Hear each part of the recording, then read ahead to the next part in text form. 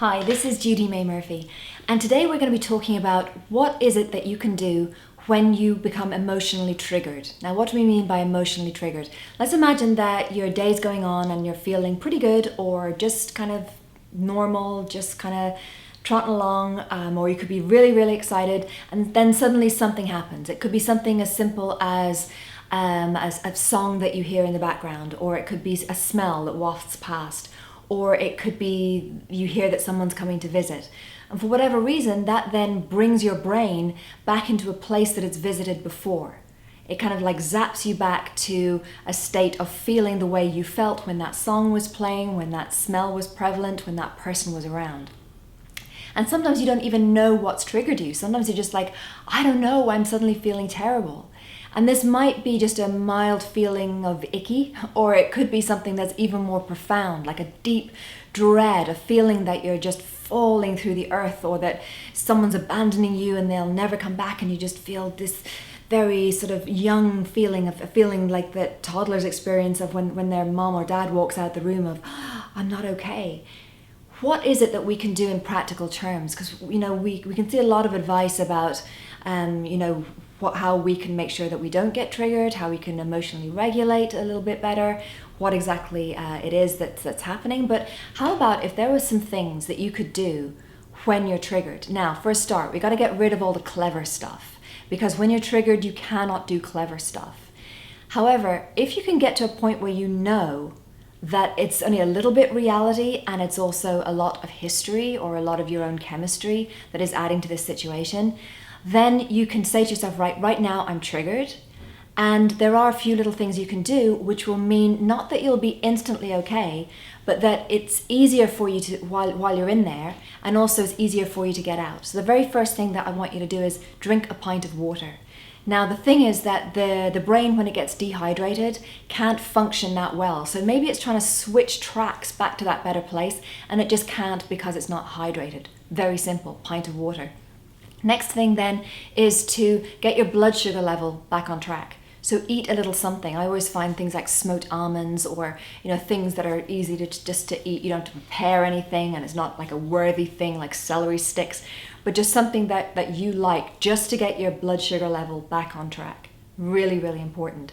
But what do people do instead of these things? Instead, they often turn to alcohol or caffeine, or something that makes it easier for their brains to bring them to a feeling that's even worse than the thing they were triggered into. So this is what we're trying to do, is we're trying to do these things, these very practical, simple things that make you feel better. The next thing that you need to do is you need to have someone on speed dial, or a few someones on speed dial, who understand your triggering, who know what it's like and know what not to say. Not to say things like, oh, well, just think of it this way, but someone who can just sit with you, because one of the worst parts of being in a really dysregulated place, a really icky place emotionally, is that feeling of being alone or being judged, or being apparent to people just walking out the door because you're now feeling this way. So have those few trusted friends. If you've got one, that's awesome. If you've got 5, even better.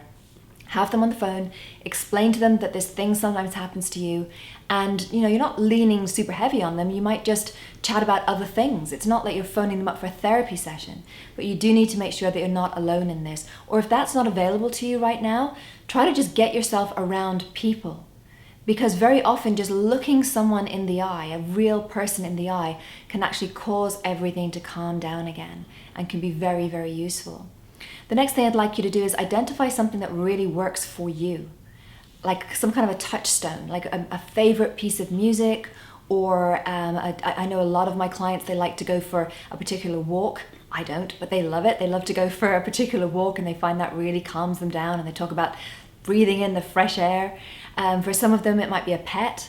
For you, it might be, I've got certain books that I love, and I just got to pick up that book, and I'm transported then. I'm kind of like triggered into this glorious fairy tale style land, and it's easier then for me to move out of that not great place.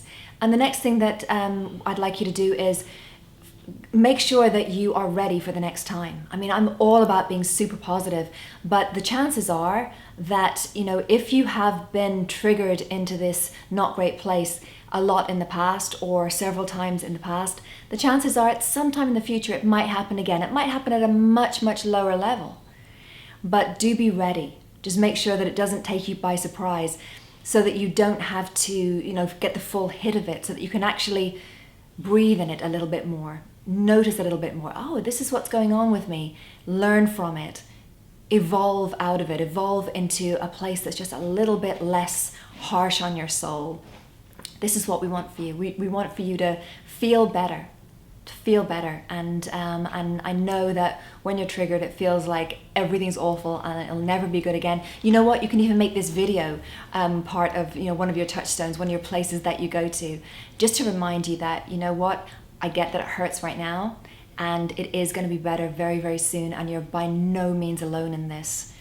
So many people on the planet are feeling the way you're feeling right now, and all of us are constantly evolving to that better feeling place. So I'm sending you tons and tons of love right now. I really, really believe in you. Hope to talk to you very, very soon. And until then, stay curious, stay loving, and stay in the game.